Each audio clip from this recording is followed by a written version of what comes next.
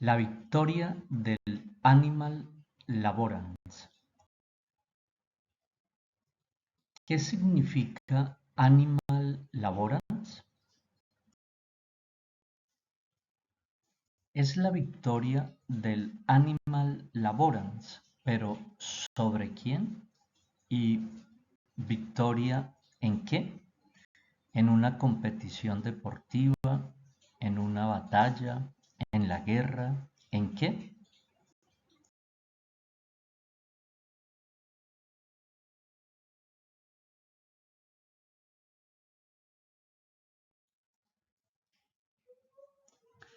Siguiendo la tradición, Arendt divide las actividades humanas en dos grupos: de un lado, las que pertenecen a la vita contemplativa; del otro, las que pertenecen a la vita activa.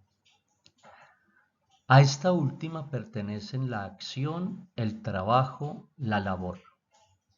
A las primeras, la vita contemplativa, la religión, la política tal cual ella la entiende, y la religión como nosotros podemos asociarla con los ritos, los cultos, los misterios y en general todas esas experiencias que de una u otra manera nos vinculan con Dios.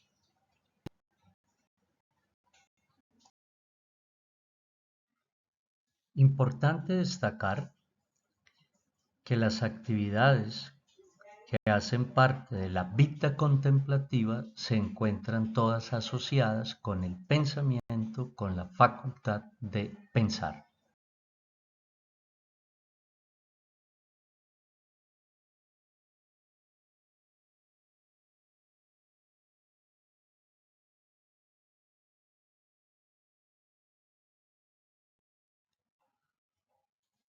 Tenemos cuerpo, tenemos vida. Justamente por eso, por tener cuerpo y por tener vida, se hace necesario laborar.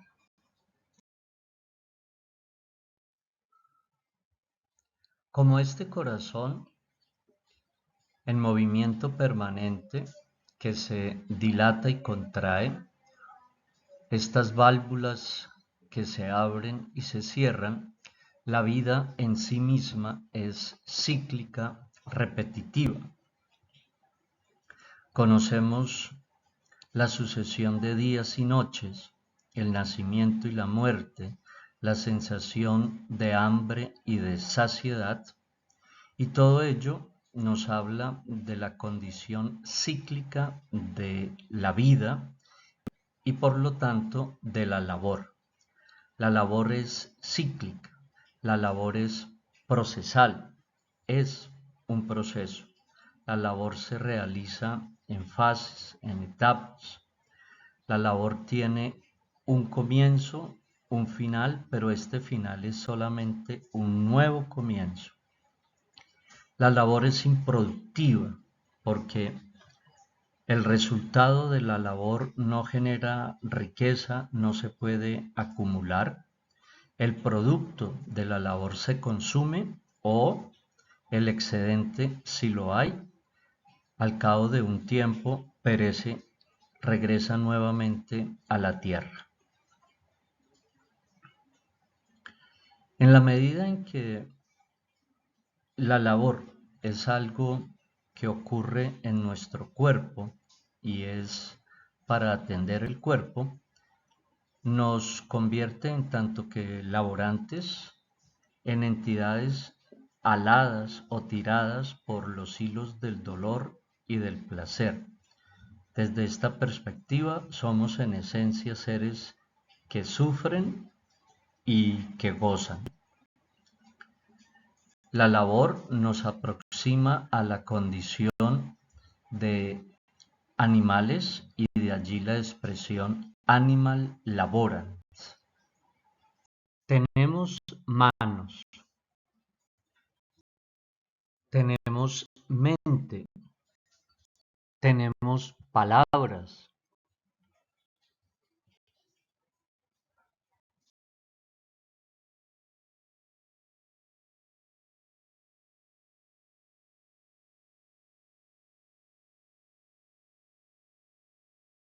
tenemos cosas.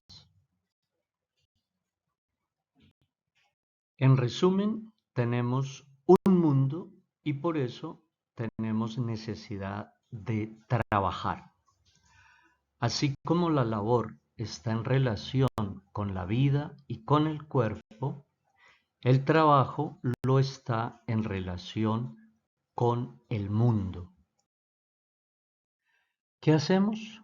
Laborar y trabajar. Laboramos como todos los seres de la naturaleza que tienen cuerpo y tienen vida. Y trabajamos porque en el hombre ya hay algo que lo distancia del animal, que es el lenguaje. Tenemos manos, mente, palabras, cosas y por eso trabajamos. Cuando atendemos la vida, el cuerpo y sus necesidades, laboramos. Cuando nos ocupamos del mundo, de las cosas, para producirlas, conservarlas, embellecerlas, renovarlas, repararlas, estamos trabajando. Si la actividad del campesino nos ayuda a comprender lo que es la labor, la actividad del artesano hace lo propio con la actividad a la cual estamos llamando trabajo. Un artesano tiene en mente, por ejemplo, una silla que va a fabricar. Dispone entonces de una serie de materiales, planea lo que va a hacer y al cabo de un tiempo ha conseguido producir la silla que había pensado. Para Hannah Arendt es muy importante destacar que el trabajo tiene implícita una racionalidad, una manera de pensar de medios y fines. Una vez que se tiene un fin por alcanzar, la racionalidad nos obliga a ser inteligentes disponiendo todo para obtener el mejor producto posible con la mayor economía de recursos de la manera más fácil que se pueda.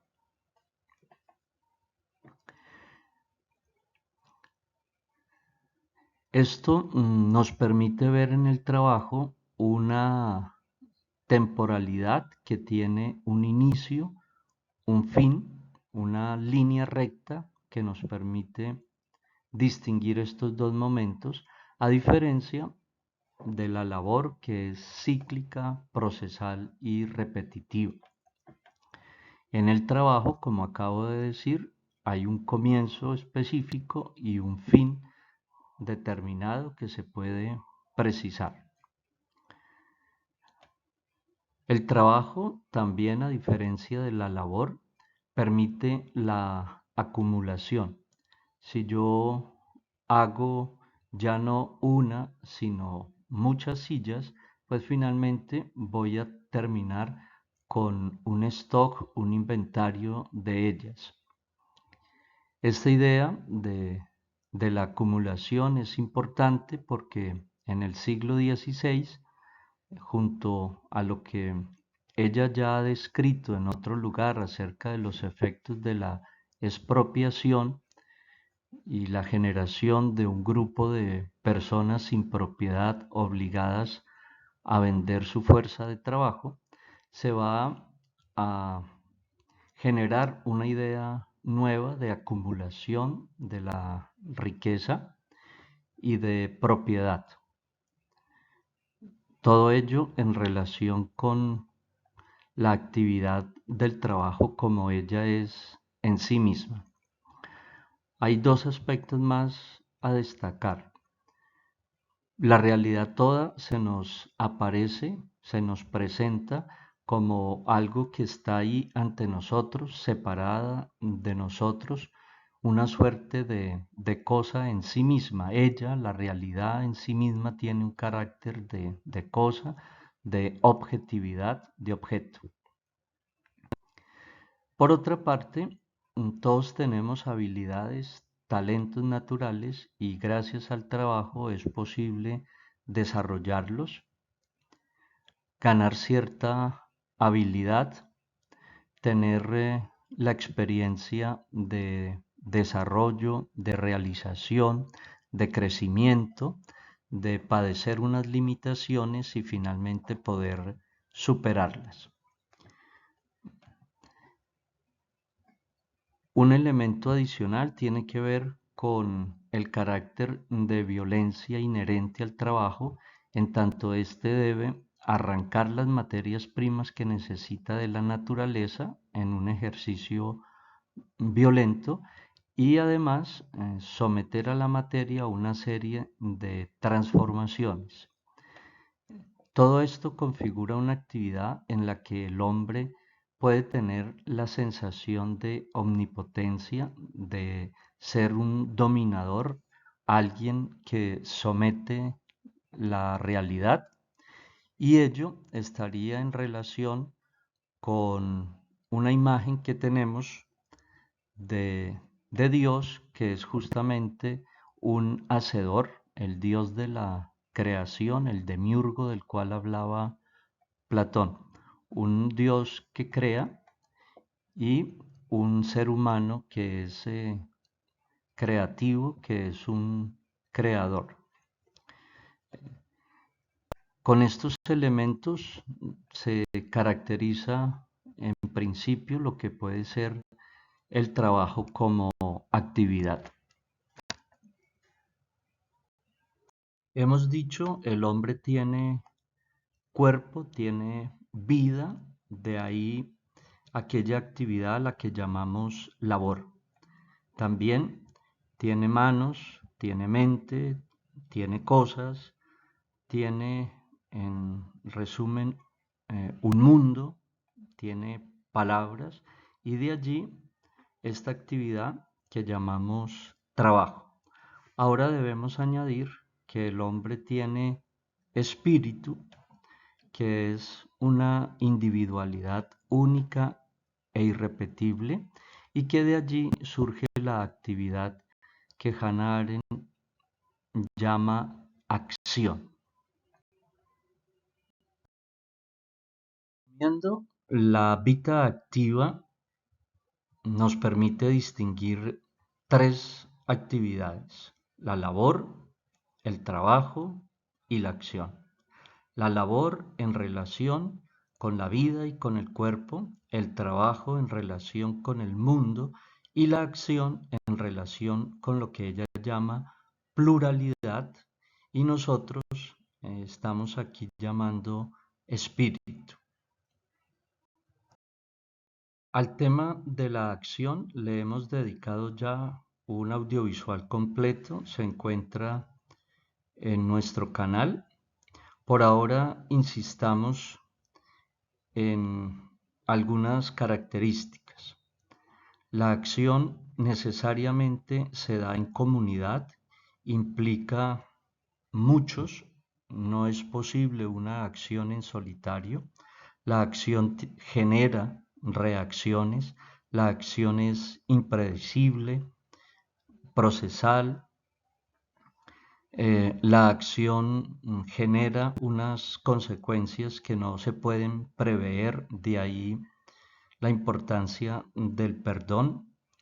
Eh, la acción es completamente incierta, de ahí la importancia de las promesas que nos permitan tener cierta garantía. Y unos rasgos que están en esta diapositiva y tienen que ver con la relación entre la acción y la historia, los relatos, la memoria, lo que para la comunidad está lleno de significado, y de allí la importancia de la acción para mostrar de cada uno lo que cada uno es en su absoluta individualidad. Ella habla de velar nuestra esencia. Y aquí tenemos las palabras plenitud y, y también iluminación, en el sentido de encontrar un significado, una eh, plenitud que es necesaria para la existencia auténticamente humana. Espero que les vaya quedando muy claro cuál es el tema de nuestra conversación, la condición humana, la labor como parte de esta condición, la posibilidad de hacer distinciones, de ver en el hombre a un ser que no se distingue mucho del animal en tanto se limite a atender sus necesidades vitales, por eso hablamos del animal laborans. Por otra parte, eh, un hombre que es homo faber, un fabricante, cuando se ocupa de las cosas del mundo. Aquí estamos llamando animal laborans al hombre cuando se entrega a atender esta condición humana derivada del cuerpo y de la vida. El capítulo sexto, que es el que estamos considerando, lleva la reflexión de los 5 primeros capítulos a un contexto histórico y lo que se propone es mostrar cómo se configuró la época moderna y de qué manera esta nueva configuración de la realidad humana implicó una profunda alteración de la condición humana. La principal consecuencia de esta alteración de la condición humana, como vamos a ver enseguida, es una suerte de degradación o de empobrecimiento de las experiencias humanas. La victoria del animal laborans va a significar un empobrecimiento de estas experiencias, un marchitamiento de lo que pueda ser el ser humano en tanto que ser humano. Algo que, como hemos visto, empieza con el siglo XVI. ¿Cómo fue posible esta nueva configuración y esta, por llamarla así, caída en lo que es la dignidad humana? Es lo que ella nos explica perfectamente en este capítulo sexto y está en relación con lo que ella llama la alienación del mundo, o sea, una pérdida del mundo y con un refugio del hombre en la introspección en sí mismo, que es lo que vamos a ver a continuación. Lo primero a destacar es que al inicio de la Edad Moderna se va a dar una pérdida de significado de lo que había sido la vida contemplativa. Todas estas experiencias tienden a perder importancia, vigencia y sentido.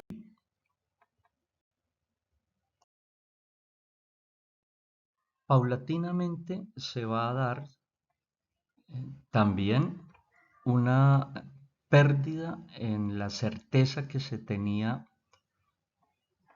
en la inmortalidad y en el más allá, en un mundo que supuestamente había después de la vida en este mundo. Lo primero que va a haber es una reafirmación de la vida aquí en la tierra, algo que nos recuerdan los estudiosos del Renacimiento y también una revaloración del ser humano, un antropocentrismo que tiene que ver con lo que Hannah Arendt llama una prometedora y sin precedente explosión de actividad humana que se dio en el siglo XVI y XVII con los descubrimientos geográficos, las invenciones técnicas, los hallazgos científicos y la creación incluso de cuerpos políticos, los llamados estados nacionales. Pero esta actividad no va a ser propiamente hablando una acción, sino una acción entendida como si fuera un trabajo, o sea, una fabricación, un hacer, una producción. Tal cual se trabaja, se va a actuar. Se actúa para alcanzar fines, propósitos, como si fuera un trabajo.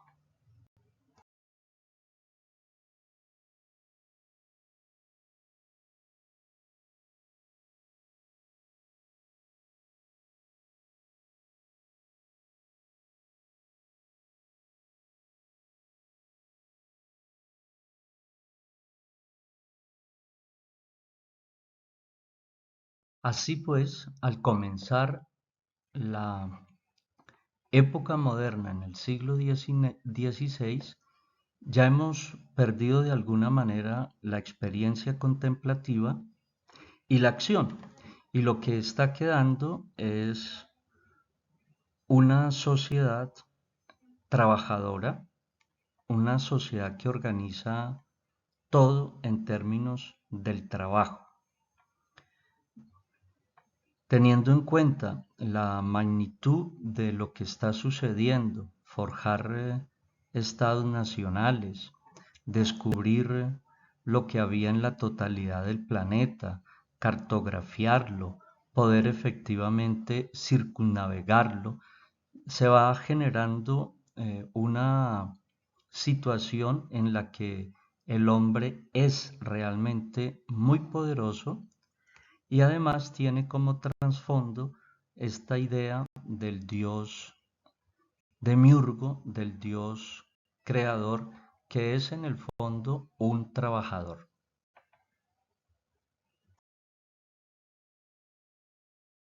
Estamos cuando la autora nos va a hablar de un empobrecimiento de la experiencia, nos está diciendo que se perdió toda esta dimensión propia de la vida contemplativa relacionada con el pensamiento y también la acción que para ella está asociada al fenómeno político.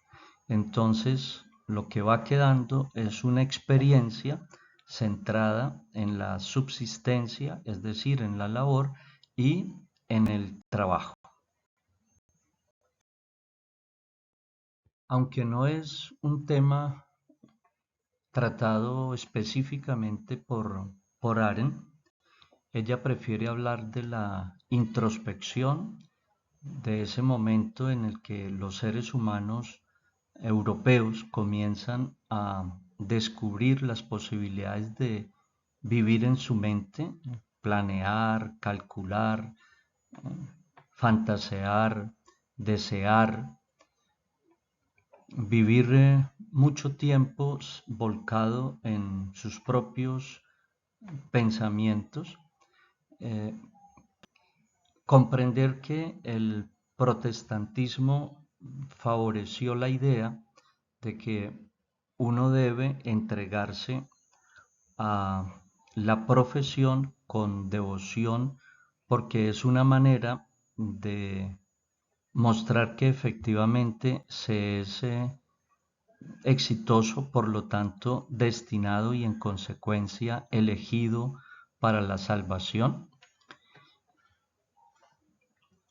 Esta idea es importante para comprender desde otra vertiente lo que ella está diciendo con respecto a un empobrecimiento de otro tipo de experiencias, una glorificación del trabajo, una preocupación por ocuparse todo el tiempo, de allí la expresión the time is money, y también una sacralización del trabajo, lo cual es un refuerzo de aquella idea de la relación con la divinidad en términos estrictamente mundanales, terrenales, en este caso, pues en el éxito alcanzado a través de la profesión. Se refuerzan las ideas anteriores al considerar lo que ya hemos señalado del trabajo, y es que al consagrarnos en él existe la posibilidad de reconocer unos límites personales, pero también de superarlos a través justamente de la práctica, de la disciplina, del esfuerzo. Recuerden lo que ya se dijo además de tener unas habilidades, unos talentos personales, y gracias una vez más a la práctica, en ver cómo uno se hace maestro, alcanza cierto grado de perfección, con todo lo que eso implica en términos de una gratificación personal, de sensación de poder.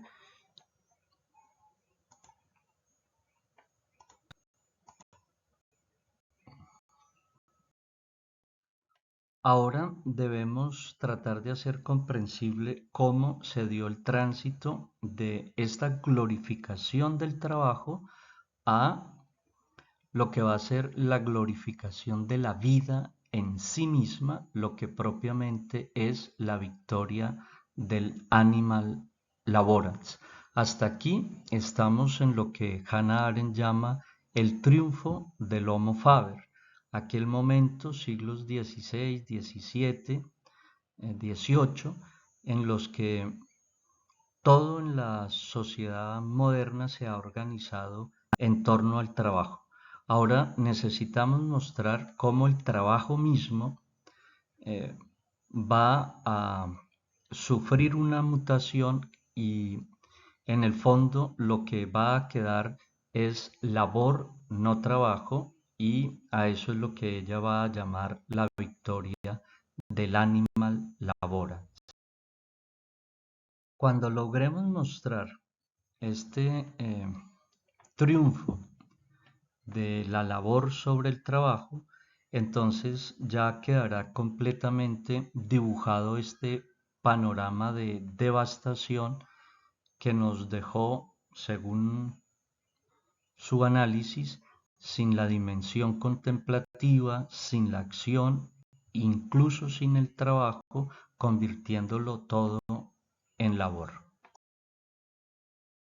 En la exposición de Hannah Arendt son importantes la inmortalidad y la acción, pero cada una exige unas condiciones de posibilidad. En la antigüedad, por ejemplo, la inmortalidad se encontraba relacionada con la existencia de una comunidad muy fuerte en la que la memoria colectiva jugaba un papel trascendental, lo cual le daba sentido a la actividad heroica, porque se buscaba justamente alcanzar la inmortalidad en el recuerdo, lo que llamaríamos la historia, pero vista en tanto que ésta tiene de relato, de narración, no la historia en términos científicos, históricos, como nosotros estamos acostumbrados a verla. Así como la inmortalidad exigía esta comunidad y la memoria, la acción también exigía la existencia del cuerpo político de la comunidad y una preocupación por los asuntos comunes, la existencia de un espacio público, todo este conjunto de condiciones que ella ha desarrollado perfectamente en su libro. Y lo que está pasando en el siglo XVI es justamente que estas condiciones dejan de estar presentes. La duda cartesiana, el auge de la duda, va a afectar finalmente a la fe, la certeza de inmortalidad, y lo que va a hacer es fortalecer una mentalidad y una forma de vivir arraigada en el aquí y en el ahora, pero considerada desde una perspectiva de mera subsistencia, de que lo que importa es preservar la vida y que, como ella dice, lo único que podría tener una inmortalidad plausible es la subsistencia de la especie. Entonces nos quedaría el recurso individual de perpetuarnos en la descendencia y sería como la única inmortalidad a la cual podemos aspirar. La acción, como ya se dijo, en la medida en que termina siendo un hacer, pues no va a ser realmente una acción, no se da en una colectividad, no está destinada al recuerdo, no genera relaciones, no propicia esta trama de asuntos humanos de lo que ella nos habla.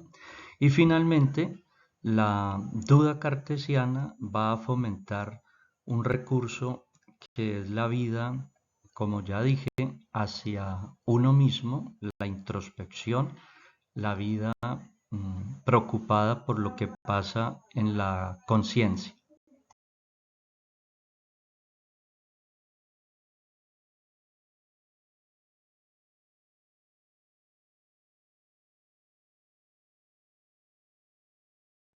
En el siglo XIX ya la sociedad se ha configurado para la vida.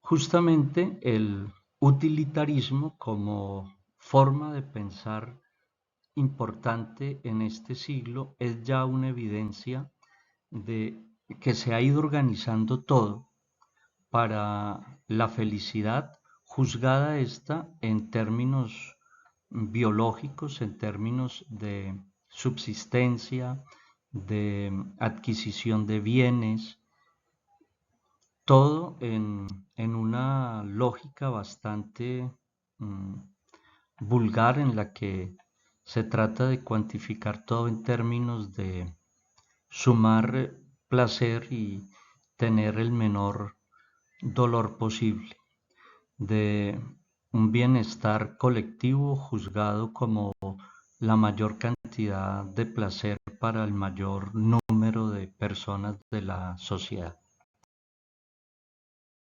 Es posible advertir el triunfo de la vida considerando la perspectiva científica en donde se han impuesto las ideas historicistas y evolucionistas. Se está considerando que todo lo que hay en el universo es transitorio, es un estado, que todo se encuentra en un proceso, que por alguna razón todo lo que hay tiene una, por decirlo así, biografía, que incluso el sol mismo tiene su nacimiento, su vida y finalmente un momento de muerte. Y lo mismo pasa con todo lo que existe, incluso hasta el propio universo.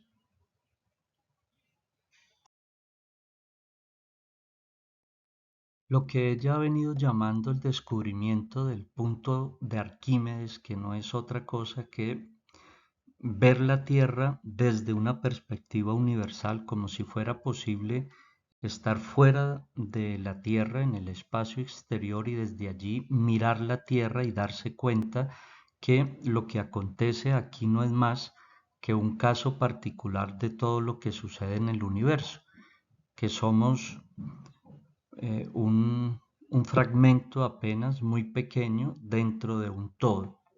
Esto que es el punto de Arquímedes para, para el hombre también va a tener implicaciones en tanto él mismo se puede considerar como un grano de arena en una vasta playa en donde hay millones de partículas como la suya y que finalmente él es tan solo como un conglomerado de átomos idénticos a los que hay en el resto del universo, que es solamente una organización determinada, algo compleja, de átomos, de materia y de energía, pero nada más que eso.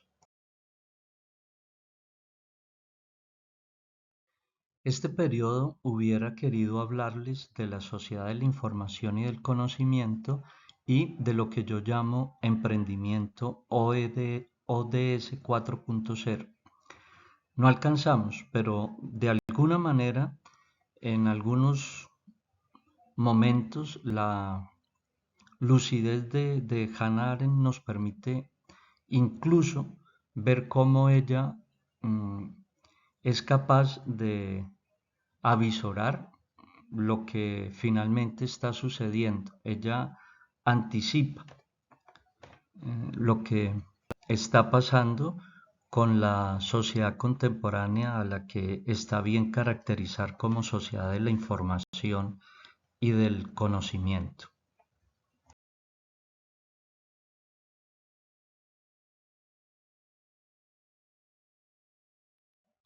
Introspección, alienación del mundo, pérdida de la certeza de la inmortalidad, son maneras de aproximarnos a existencias que se empobrecen significativamente y que terminan reducidas a lo que pasa en su mente, reducido a sueños, fantasías, deseos, la trivialidad de los millones y millones de seres anónimos que conforman la sociedad de masas.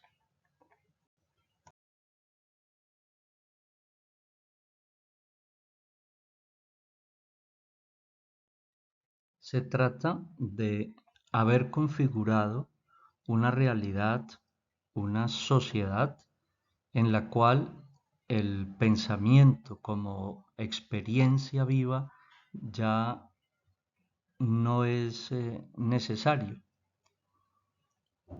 En la antigüedad, en la tradición, eh, por alguna razón el pensamiento en este sentido se consideró patrimonio de unos pocos.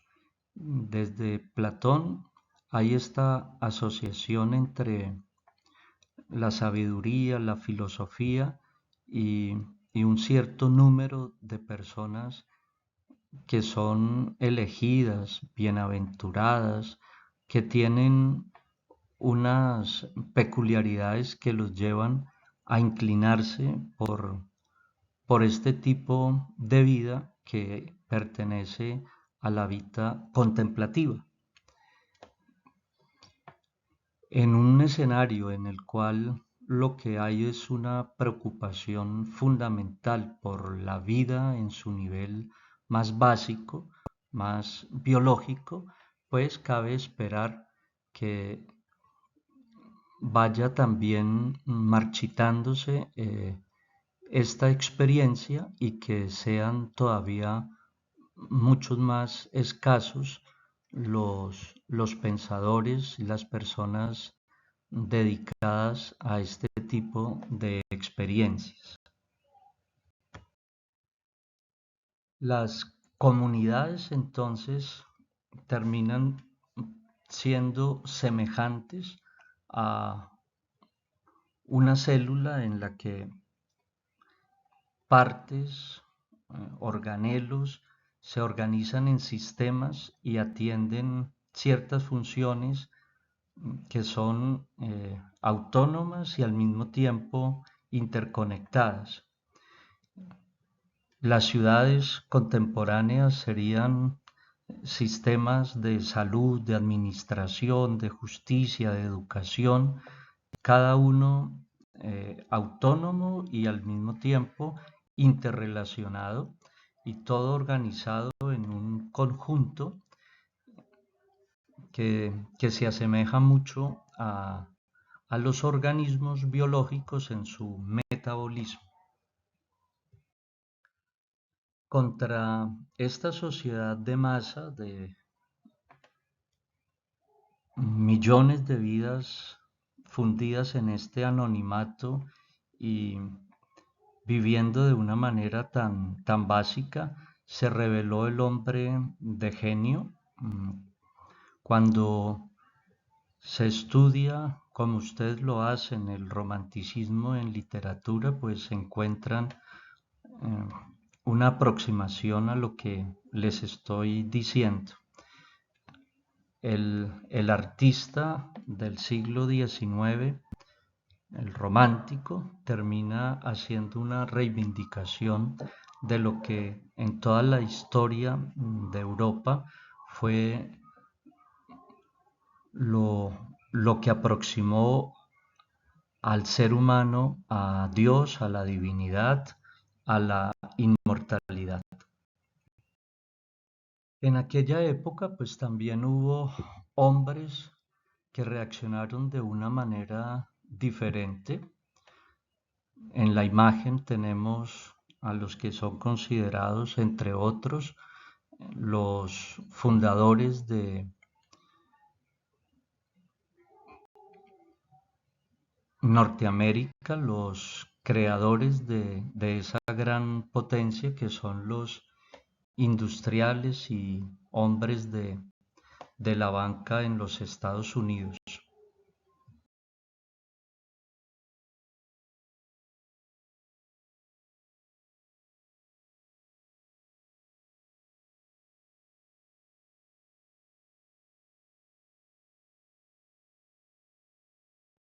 Concluyamos.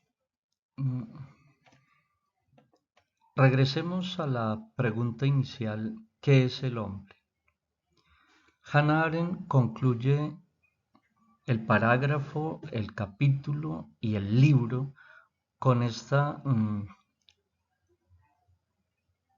afirmación de Catón el romano, y con ella lo que nos quiere indicar es que el pensamiento eleva la condición humana hasta el lugar en el que debe estar.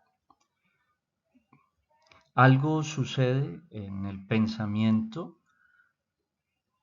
que nos hace realmente estar en la proximidad de lo que tradicionalmente se ha llamado divinidad, alteridad, lo otro. Y también nos permite una vida en la que existe un diálogo del alma consigo misma, lo que Platón llamaba filosofía, porque para él pues, la filosofía era justamente este diálogo del alma consigo mismo en torno al ser, o sea, no es cualquier tipo de pensamiento. De este modo, si vivimos en una época en la que se hizo tan habitual creer que somos animales, pues es porque también hay un languidecimiento, un marchitamiento, un empobrecimiento del pensamiento y de todas estas experiencias que desde el inicio de esta eh, exposición hemos llamado vita contemplativa.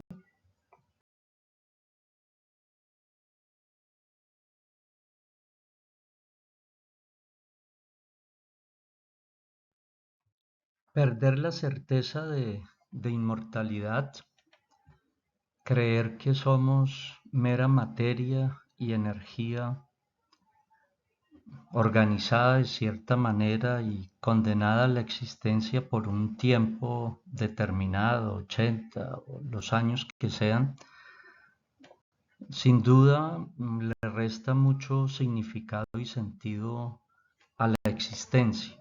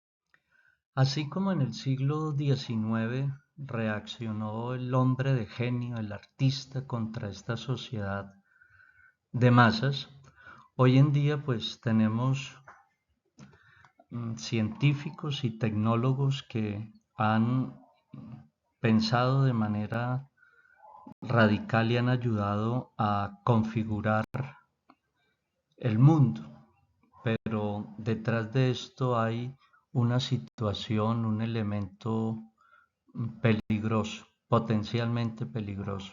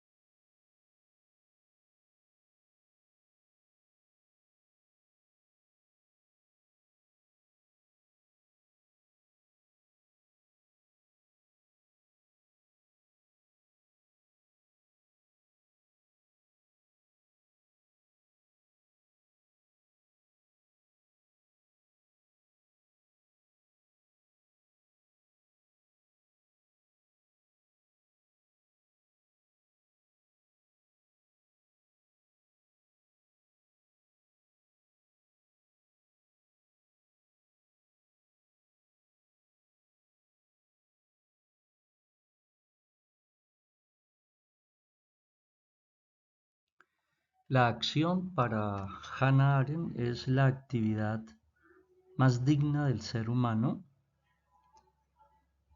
Gracias a ella podemos mostrar nuestra esencia.